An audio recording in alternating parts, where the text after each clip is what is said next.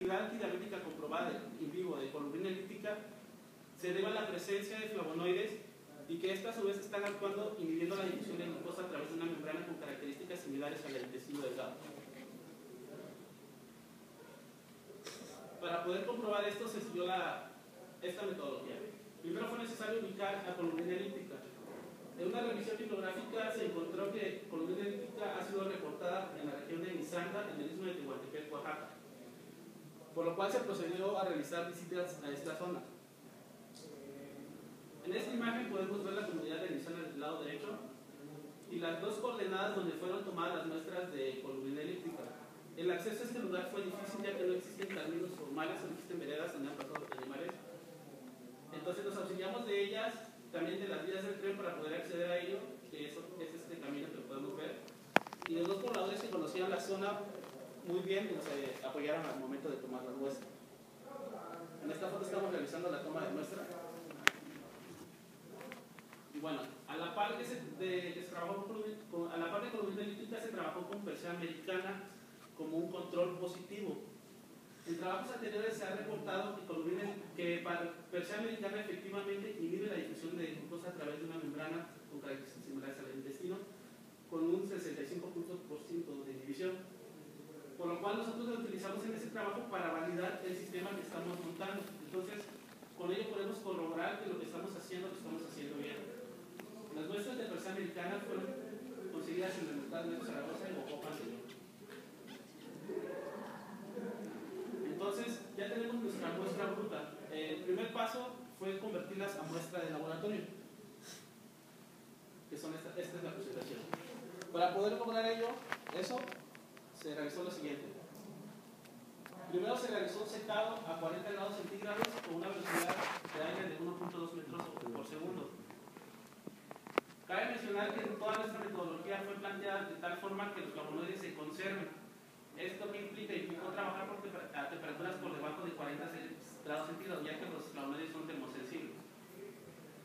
Después del secado se realizó una reducción del tamaño de partícula en un molino ciclónico. Luego un tamizado para remover partículas que nos pudieran causar interferencia en los experimentos. Y finalmente se obtuvo la muestra de laboratorio sobre la cual se continuó trabajando la metodología. Entonces, estos son los tres puntos claves de nuestra metodología. Primero, la extracción de flavonoides, lo cual nos implicó realizar una investigación en busca de los métodos adecuados de extracción. Después, la cuantificación de flavonoides y luego la evaluación de la difusión de glucosa. La extracción de flavonoides la realizamos por tres métodos: la extracción asistida por ultrasonido, infusión y decocción. La extracción asistida por ultrasonido consistió en una primera etapa en remover los compuestos coloridos, ya que esto nos puede causar interferencia en nuestros resultados. Después de remover los compuestos coloridos se empezó a realizar la extracción de flavonoides para después remover los solventes y poder conservarlos en frascos ámbares a menos 20 grados centígrados.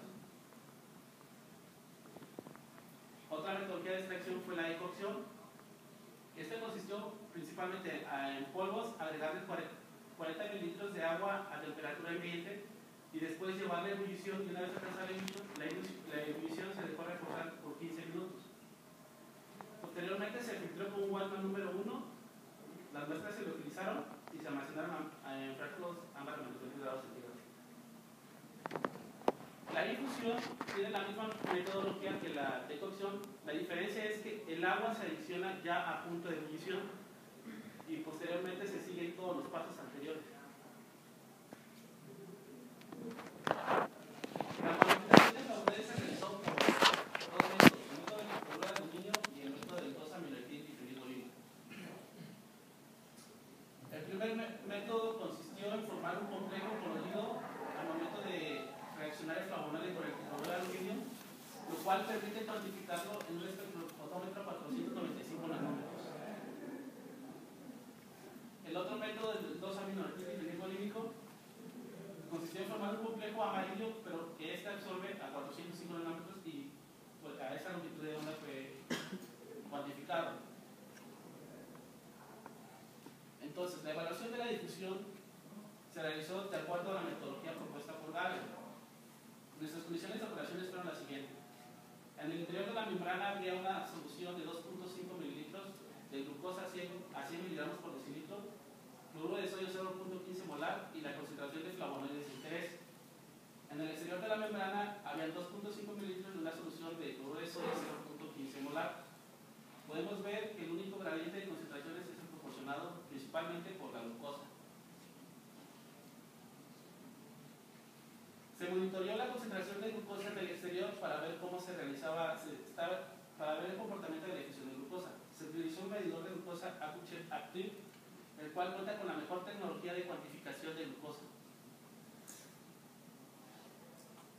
Y bueno, posteriormente se graficaron los datos de tiempo contra la concentración de glucosa en el exterior. Para poder cuantificar el porcentaje de inhibición se realizó lo siguiente. Se calculó la curva de regresión de los experimentos en ausencia de flavonoides, o sea, solo la difusión de glucosa, y después se graficó el experimento, pero con la presencia de flavonoides, glucosa flavonoides. Entonces podemos ver que hay una diferencia en la velocidad. Entonces, esta área que vemos marcada es la que no pudo difundirse a través de la membrana. Por lo cual, aplicando la fórmula de área de emisión de glucosa entre área de experimentos sin flavonoides, la cual es el macromodelo, podemos determinar el porcentaje de inhibición total.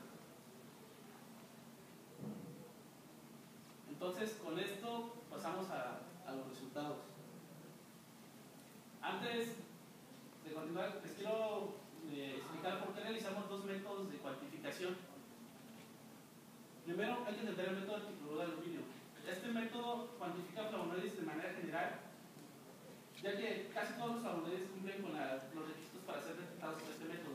Lo que se necesita para cuantificar flavonoides es que los carbonos 2 y 3 del anillo B esté sustituido el hidrógeno por grupos hidroxilos. Esto permite que el tricloruro de aluminio reaccione y cuantifique los flavonoides. La mayoría de los flavonoides tiene esta sustitución, por lo cual es un método más general. En el caso del 2-aminodifenilbolínico es un método más selectivo, ya que necesita que en el anillo C, en el carbono 4, esté presente un grupo carbonilo y en el carbono 5 del anillo A esté presente un grupo hidroxilo, como lo podemos observar aquí. Esto permite que el 2-aminodifenilbolínico reaccione y genere complejo cloruro. De esta forma, con estos dos métodos se buscó tener una opción más de correlación con el porcentaje de inhibición. Esto amplía nuestros resultados, ¿no? Ya que lo podemos atribuir a un grupo específico de flavonoides. El método del 2-aminodifenilbolínico solo cuantifica flavonoides tipo flavonoles, flavononas, algunas flavonas y algunas isoflavonas. Bueno, y aquí podemos observar los resultados de flavonoides. Podemos observar que Persea americana es la que más cantidad de flavonoides tiene, y como era de esperar, la extracción asistida por ultrasonido es la que está extraído más eficientemente. Esto se debe principalmente a que la extracción asistida por ultrasonido promueve la lisis de la célula y la liberación de los flavonoides, cosa que no sucede en la defusión y infusión, además de que la extracción asistida por ultrasonido se realiza a temperaturas por debajo de 40 grados centígrados. Analizando la defusión y infusión mediante una prueba de Duncan, se puede concluir que no existe diferencia entre el tratamiento de decocción e infusión por el método del tricloruro de aluminio. ¿Qué quiere decir esto? Que extraer flavonoides por el método de decocción y infusión es igual, no existe diferencia entre ellos. En el caso del método del 2-aminodifenilbolínico, podemos ver que las concentraciones son menores a las del tricloruro de aluminio. Y esto es de esperar, ya que es un método más selectivo que el tricloruro de aluminio. Entonces, estos resultados son congruentes. Además, si observamos la decocción, podemos ver que estos tipos de flavonoides requieren de tratamientos más agresivos para ser extraídos, lo cual quiere decir que son termoresistentes, ya que en la extracción asistida por ultrasonido la concentración es baja. También podemos concluir que estos tipos de flavonoides son más afines al agua que al éter etílico que fue utilizado en la extracción asistida por ultrasonido. Si observamos el caso de columina elíptica, en relación a Persea americana, podemos ver que la concentración es baja. Sin embargo, a estos niveles de concentración todavía podemos observar un efecto en los experimentos, por lo cual se continuó realizando el estudio. Bueno, en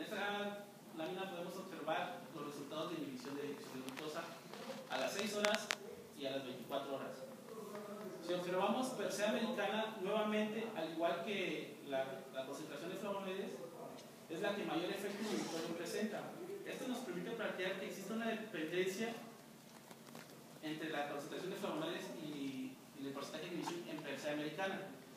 Recordamos que el objeto de estudio no fue Persea americana, solamente se ha utilizado como un control, pero con los resultados podemos afirmar que nuestro sistema sí está trabajando de la manera adecuada. Podemos ver que en el caso del extracto asistido por ultrasonido a 130 gramos por litro presenta un 55.3% de inhibición. En el caso de Persea americana a 10 gramos por litro presenta un 25.9% de inhibición. Aunque ahí vemos que al disminuir la cantidad de flavonoides, disminuye el porcentaje de inhibición, no existe una dependencia lineal, por lo cual no hay una correlación formal en estos resultados. Es difícil plantear que exista dependencia de ellos. Bueno, si observamos el lado de colubrina elíptica, podemos ver que el porcentaje de inhibición es bajo. Esto probablemente se deba a que la concentración de flavonoides también es baja. Si observamos el experimento de Persea y colubrina elíptica, la tendencia es que después de las 6 horas el efecto inhibitorio se pierda. Por ejemplo, en el caso de la extracción asistida por ultrasonido, disminuyó a 20.1%. Igual en el de Persea americana hubo una disminución a las 24 horas en la decocción. En el caso de colubrina elíptica, en la extracción asistida por ultrasonido a 130 gramos, podemos observar que es lo contrario. Las reacciones que existen entre los flavonoides y las glucosas no se están perdiendo, se conservan después de 24 horas, lo cual nos puede hablar de un posible efecto antidiabético.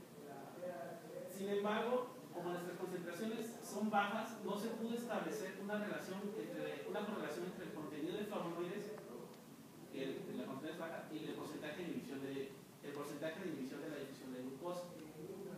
¿Sí? Pero después, al analizar los datos ya expresados como miligramos de flavonoides totales y combinando los resultados de Persea americana y colubrina elíptica, pudimos observar que hay una dependencia lineal muy fuerte. Esto lo podemos corroborar con el coeficiente de correlación de 0.996. Sin embargo, estos resultados son la combinación de dos muestras diferentes, por lo cual no es posible atribuírselo, no es posible confirmar la hipótesis de que la actividad antidiabética de colubrina elíptica es a los flavonoides. En esos experimentos se demostraron los resultados. Entonces, con lo anterior se concluyó lo siguiente: las concentraciones de flavonoides en colubrina son bajas y el porcentaje de dilución también es bajo, por lo cual no es posible establecer una correlación entre flavonoides y actividad antidiabética, y con ello rechazamos la hipótesis que hemos planteado al inicio. De este trabajo surgen las siguientes perspectivas. Como vimos, la Persea americana tiene un alto contenido de flavonoides, por lo cual se pretende determinar las estructuras químicas de estos flavonoides y después estudiarlos en el experimento que hemos planteado, pero ya como flavonoides puros. Y después también se propone realizar un estudio detallado de los métodos de extracción de flavonoides para buscar las condiciones adecuadas, evaluando los parámetros de tiempos, temperaturas y disolventes. Y de mi parte esto sería todo. Muchas gracias, Adrián. Vamos a dar inicio a la sesión de preguntas. Le cedo la palabra al doctor Raúl. Buenas tardes, Isabel.